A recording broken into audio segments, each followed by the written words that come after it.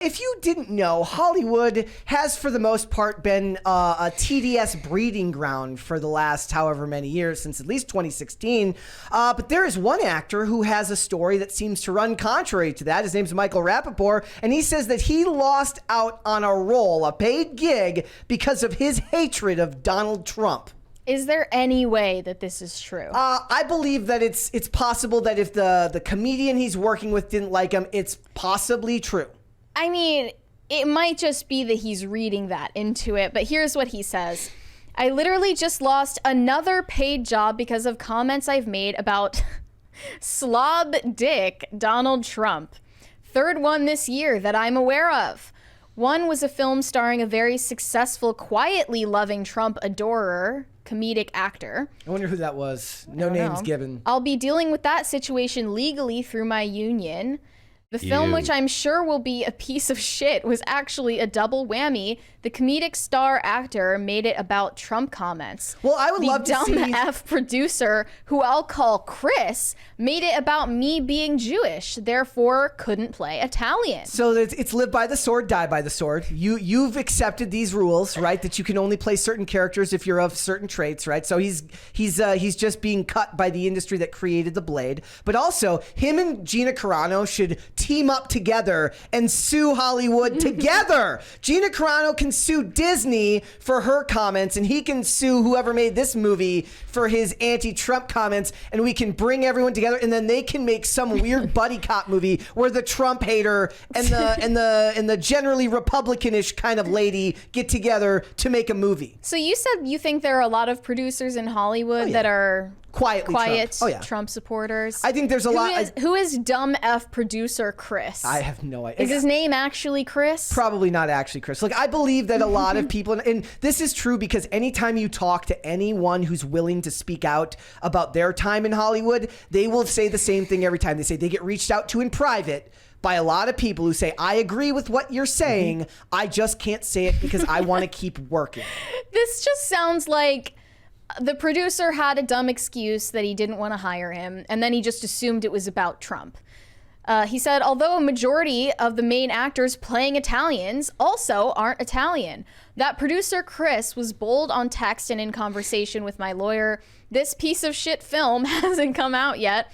I was literally given and offered the part, and it was taken away because of what the comedic actor told the dumb F producer Chris, that he doesn't like my politics.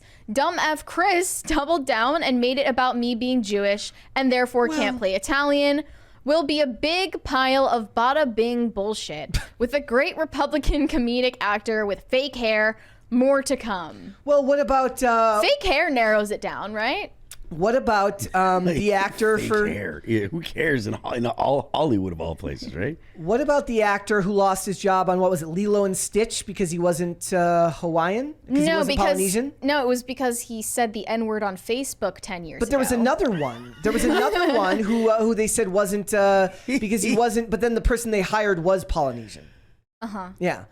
But then the excuse they were saying is that was just their excuse to get rid of him. They really wanted to get rid of him because he wasn't. They were up in arms about his ethnicity. It's just, if we're talking the sheer numbers, I'm sure that the vast majority of people who have lost jobs in Hollywood due to their political opinions are the conservatives and the libertarians, not people that hate Trump. Yeah. You are in pleasant company in Hollywood for hating Trump. If anything, what he's doing by posting this is saying, hello, fellow Trump haters, please hire me for your next role, right? Director Phil told us. Yeah. He said, I will get fired if someone finds out that I support Trump on a set. And he's not even somebody who's on screen. Yeah. Yep. So they're clearly dogmatic in one direction. And Hollywood's been like this since since Trump walked down that escalator and Hollywood lost its proverbial mind. Like I said, I've been watching The West Wing, and you can see that as liberal and left as Hollywood has always been, there is still a modicum of sanity in it for a long time.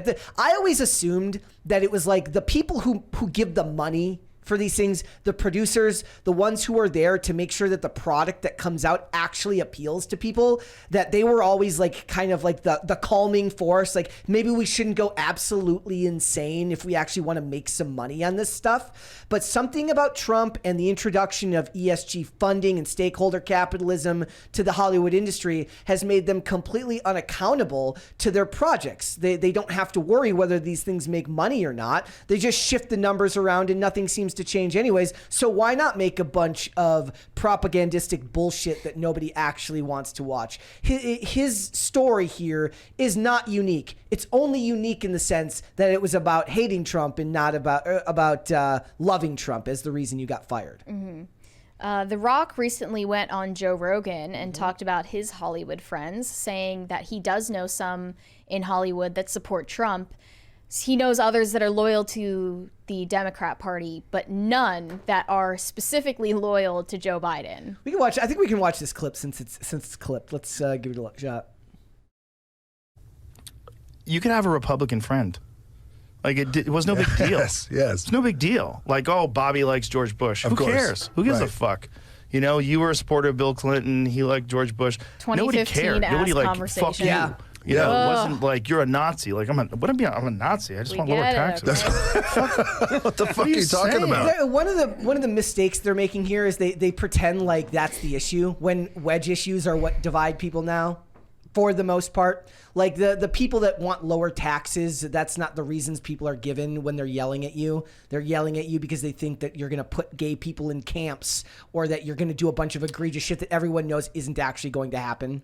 I don't know that everyone knows that it's not going to happen. I think that there are people that really are very broken and actually believe that kind of stuff. They saw AOC crying at the chain link fence, and they really felt that. I guess it's true that a lot of people are easily buy into this stuff. It is because there was people who were posting this back in 2015. Yeah, right. That were saying that he's gonna. I was like, he was the first president to hire an openly gay cabinet member. The same. They will say that. They'll sit there and swear up and down that Donald Trump is a Nazi, and then say that call Jews, you know, the K word, and talk about how from the river to the sea, Palestine should be free, which means a whole lot of dead Jews.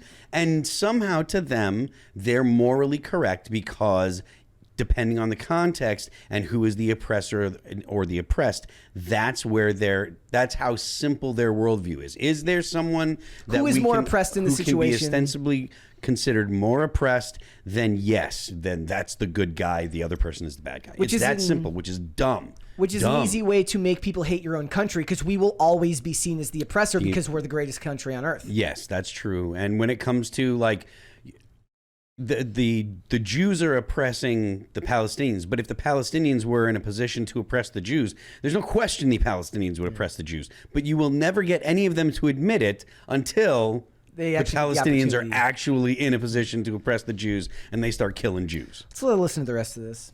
How did I become a Nazi? Dude, it's the craziest thing. I have friends who support Trump.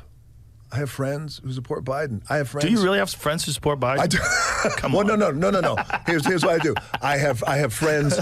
Thank you. That's a good check because that's important. This is important context. They support the Democratic Party. I have friends who are loyal to the party. Yes, and they're the progressive. Right. Yes. Loyal to the party. Yeah. Support Trump. I have friends who are like, fuck it, I'm not voting for either one. Last election, this election.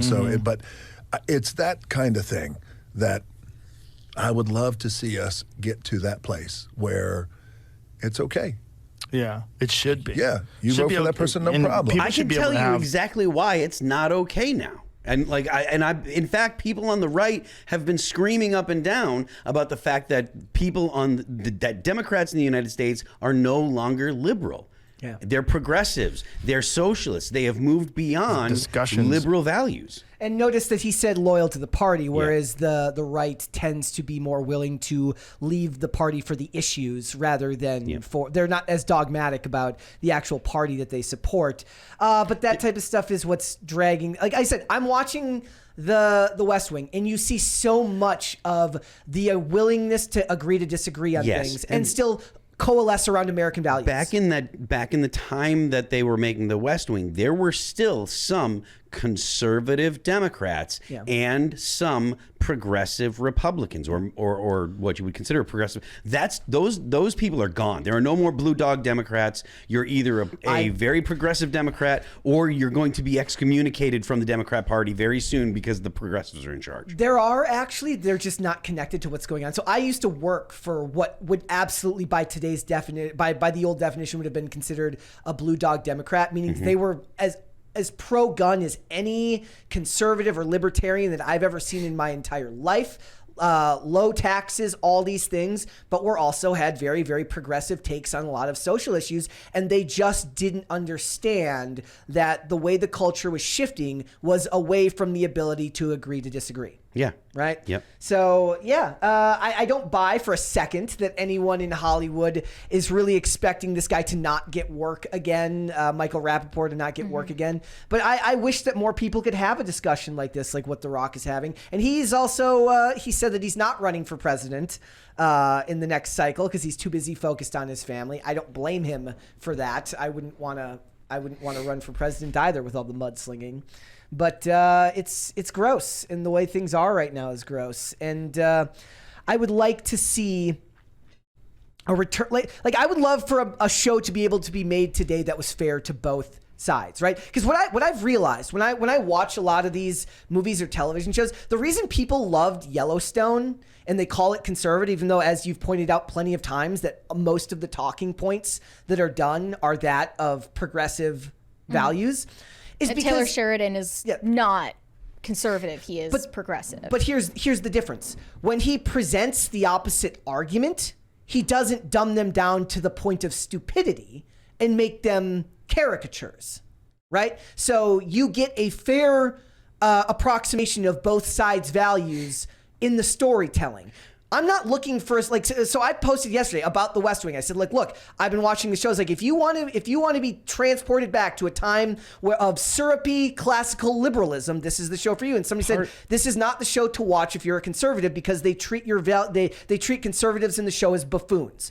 I don't think everyone's looking for a show that dogmatically says all of their views are right. They're just looking for some type of fair interpretation of their worldviews. Part of the reason why you don't see that in Hollywood is because people on the left don't know what people on the right believe. Yeah. If you go, and there's been a bunch of studies and a bunch of, and they say the opposite now. They make that same claim where they say that it's the Republican or it's the conservatives who don't understand. They do say that is not the case.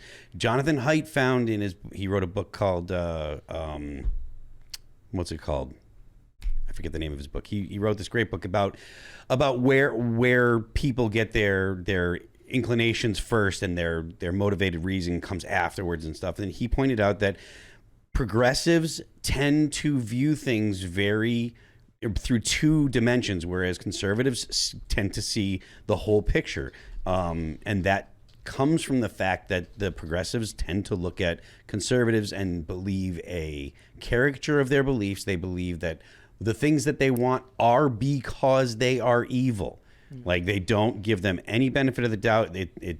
You can't. They don't believe that they don't want progressive policies, social policies, because they believe there are bad results. They believe it's because they hate the people that would benefit. Yeah. And as long as you don't understand the people that you're characterizing, like you're trying to make a caricature of, you're never going to have an accurate representation. So it's always going to seem clownish and buffoonish, and it's going to seem bad faith and stuff because you don't know the source material. You have to know what conservatives think to be able to represent it properly. So, and that's the same with whether you're writing about conservatives or you're writing about like Funko Pops. You have to know the story about whatever it is that you're writing about. Thanks for watching. Listen to full episodes of Pop Culture Crisis on Spotify. Keep up with us on social media and make sure you subscribe and ring that bell so you never miss the show. Bye, guys.